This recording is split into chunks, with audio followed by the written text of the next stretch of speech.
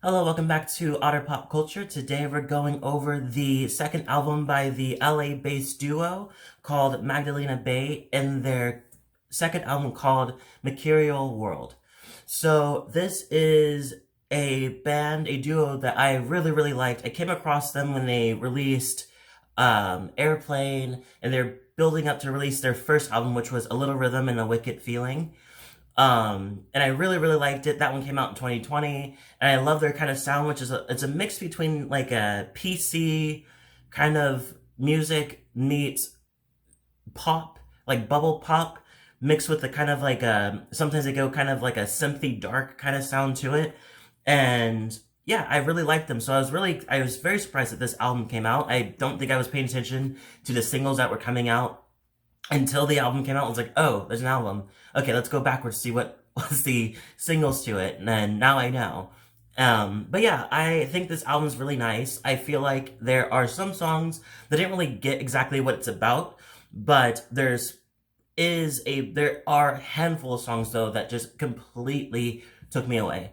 So let me go through some of the songs and kind of where it kind of cut off for me, and describe some of the idea of this album. So the idea of this album pretty much is, it seems like it touches on a couple of things about talking about the end and the beginning of things, and what does it really mean if the beginning is just or if the end is just a new beginning, then does that really mean anything ends? And it's a whole kind of weird kind of direction, which I don't think seeps into some of the songs, but I feel like there was an intention of the talk of having that type of thought being processed through. And you hear it in some of the interludes or short songs, like halfway, the end, and the beginning, which is the last song. But I don't understand entirely how that relate to some of the songs.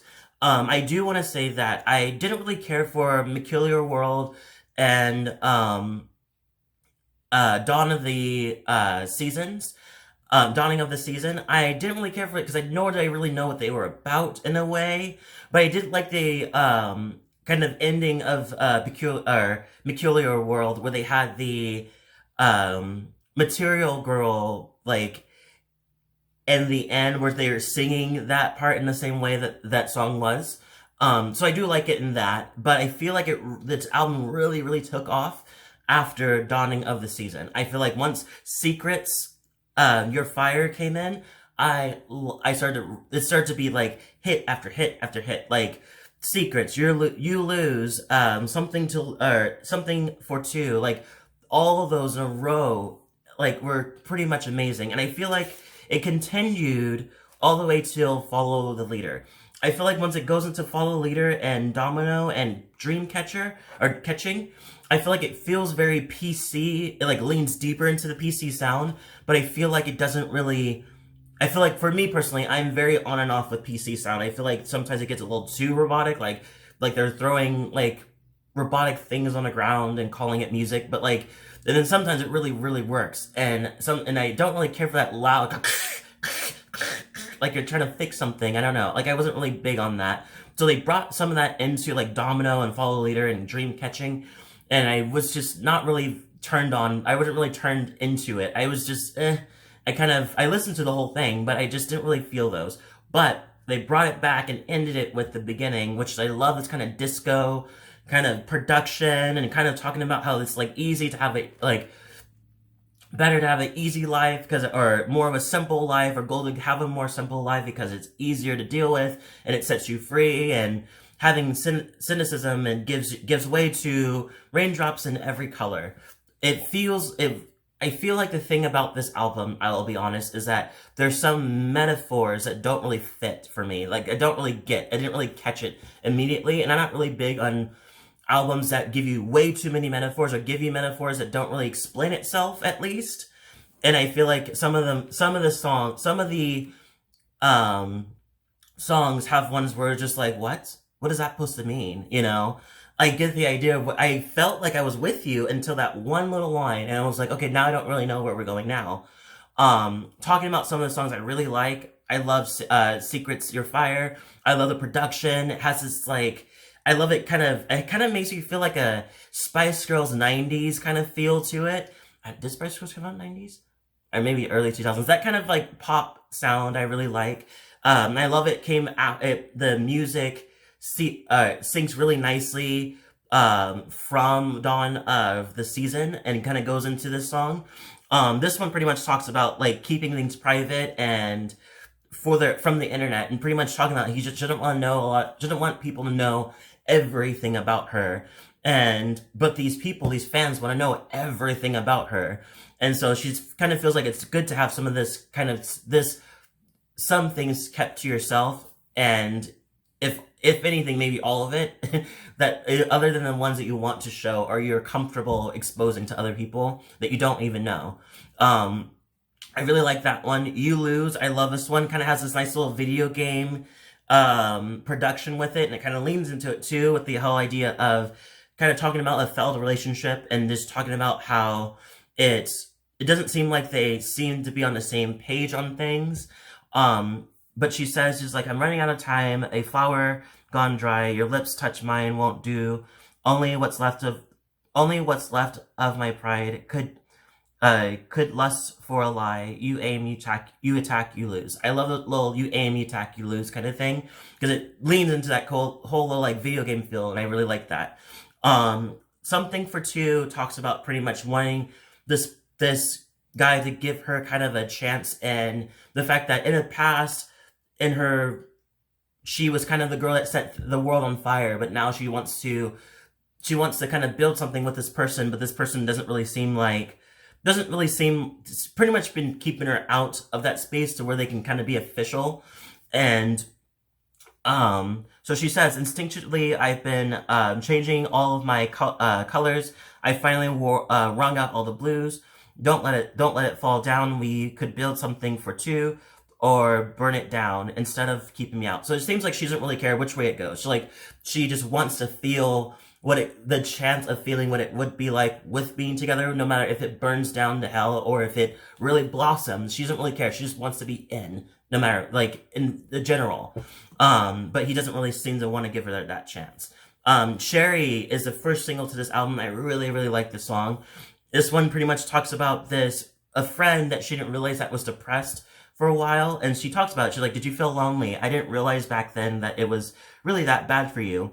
And it goes, Chaeri, please, you're killing me. If you tell yourself you're not, or if you tell yourself you'll never get out of bed. I feel like what she means in that direction is pretty much saying, like, if you say you'll never get out of bed, you'll never get out of bed kind of thing. If you it's a whole kind of saying things like, if you imagine things or keep thinking things will go wrong kind of thing. And I feel like that's what she's saying, but an idea of kind of like get out of bed and kind of go out there in the world kind of thing, I think she's saying. But she's really stressed over this person and really wants her to get this person to be better. But I really love the production of it. I love the one thing I love about this band is that they know how to, they're smooth. Show songs are just feel so fluffy. Like, Mika's, Mika, pretty much her voice it's just full on, just fluffy, like marshmallow over just smooth beats, and it's so nice. I really complimented her on that. Hysterical Us is the fourth and final final single to this album, and I really like this one. This one pretty much talks about the paranoia of society, and to the point where just like, how could we be this paranoid? How do you even get out in the first place then and we got to this situation? And it says, Hysterical Us, checking the locks again. Remember when we could sleep? Are we alone? Are we in love again? What do you want from me? Then she goes in and says, I say I'm a quitter, you say I'm a quitter. Well, it's all I ever want to be. I'll throw it all away for a glimmer of something that I could try to believe. Still breaking that down entirely, what that could mean. But it seems like she wants to make her own pathway. She doesn't want to have other people dictate whether she's a quitter or not, because she knows that she'd rather quit something to find something of herself. Oh yes, that's what it probably means. She'd rather quit something to find something of herself than be stuck in a situation where she's continuously, like, have that peace not be experienced.